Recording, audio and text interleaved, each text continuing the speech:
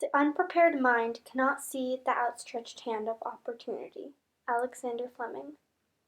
On September 3, 1928, Alexander Fleming was the first person to discover phenoxymethyl penicillin, also known as penicillin, in London, England. Penicillium has been a major part of medicine and a sacred part of everyone's lives because it was the first medicine to be able to treat deadly infections. Alexander Fleming was born in Darville, United Kingdom, the year of 1881. His parents were Hugh Fleming and Grace Sterling Morton, and he had 7 siblings. As a little boy, he dreamt about becoming a physician, specifically a surgeon. Fleming attended Loudon Moor and Darville School for elementary. Sadly, while in elementary school, his father passed away when he was only 7. As Alexander continued to move on with his life, he became very successful at age 11 and was even rewarded with a scholarship to attend Kilmarnock Academy for the next 2 years before moving to London. In London, Fleming was 13. For the following 4 years, he spent his time in shipping offices and lived with his family at his older brother Tom's house. Tom was a doctor, which meant that Fleming's oldest brother Hugh would be taking care of the farm. Because Alexander moved, he started to attend Polytechnic School to study commerce and business. Because of his smarts, he was moved to a class of boys 2 years older than him, and he graduated at age 16.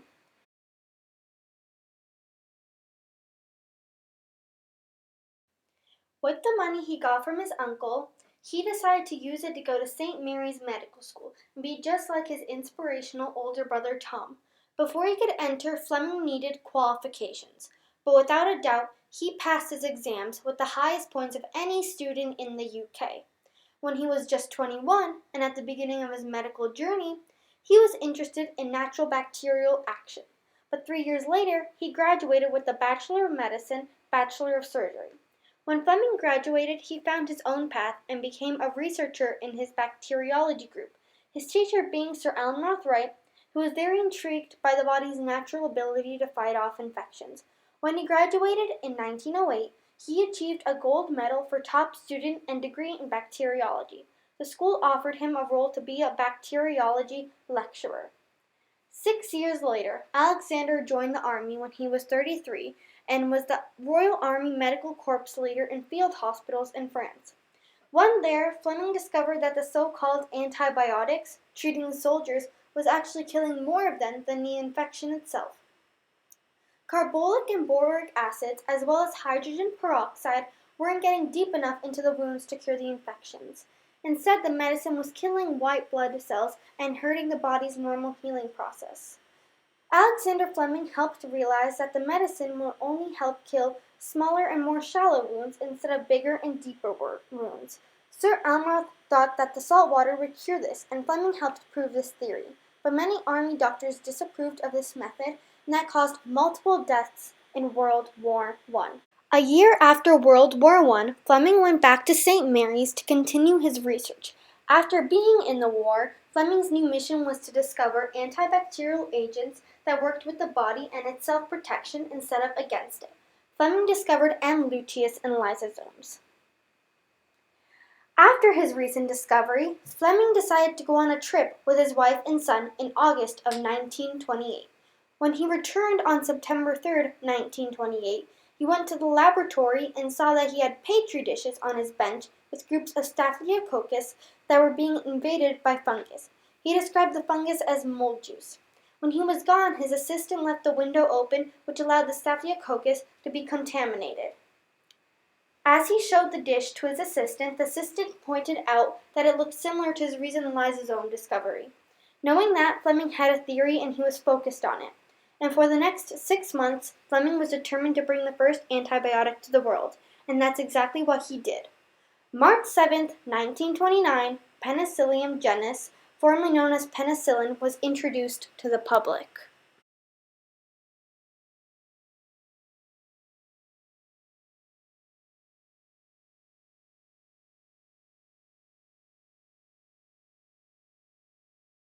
At the beginning, after his first discovery, penicillin has been used in few experiments in mice and people, with results mixed and largely disappointing.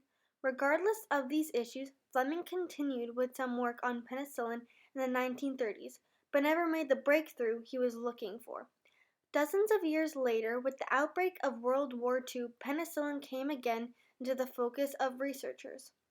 In the early 1940s, a team of scientists at the University of Oxford, pathologist Howard Florey and biochemist Ernest Boris Chain, transformed penicillin into the medicine we know today. Success story of penicillin started in 1942 in New Haven Hospital, where Mrs. Miller was near death, suffering from a streptococcal infection, a common cause of death. Every other treatment known at the time failed. Doctors were able to obtain a small quantity of penicillin, which saved Ann Miller's life. Later on in World War II, penicillin saved untold numbers of soldiers and civilians. For his discovery, Dr. Fleming was awarded the John Scott Legacy Medal and Premium in 1944, the Nobel Prize in Physiology or Medicine in 1945, and the Albert Medal in 1946. For his hard work and dedication at St. Mary's Hospital, there was a museum named in his honor. In 1955, Fleming died of a heart attack, but his medicine continued to grow. Penicillin has saved 800 to 200 million lives, and it is considered one of the biggest breakthroughs in the history of medicine. Despite the fact that some bacteria become resistant to penicillin, it is still the most used antibiotic in the world. In the words of Alexander Fleming himself, "Well, not in World War II, the sulfonamides were the best microbe killers we had, but they were not good enough. Then in 1940, the antibiotic era started with penicillin. I had described penicillin in 1929 and had used it in the laboratory ever since. The crude penicillin I made in those days was weak and much too impure for injection into the body. Its concentration and purification had proved too difficult for us in 1929, and it was only in 1940 that Howard Florey's team in Oxford succeeded in this. Penicillin's made from a mold, Penicillium, hence the name. I had distributed cultures of this mold to laboratories in many parts of the world, and when the concentration of penicillin was accomplished, these were available for workers here and elsewhere. It was in 1941 that the true value of penicillin in the treatment of human infections was appreciated. That was in the midst of war, and when it was found that it had a wonderful effect on septic wounds, there was a great drive to have it produced on both sides of the Atlantic. All the early work on penicillin was done in England, and all the information as to how to produce it was given freely to the United States. Mass manufacture presented many difficulties. There were new problems presented in production and extraction, but they were overcome in a phenomenally short time by the cooperation of everyone concerned. The governments were interested because it was clear that penicillin was valuable in septic war wounds and that it reduced materially the wastage of manpower by wounds and by venereal disease. The manufacturers were interested from patriotic motives and because they found new scope for enterprise. It is only 5 years since penicillin was available to the public, and in that short time, penicillin and the other antibiotics have made it necessary to rewrite all the textbooks of medical treatment. Things have moved very rapidly. They are still moving very rapidly, and before another 5 years have passed, there will be other new antibiotics which will extend their scope and bring other infections under control.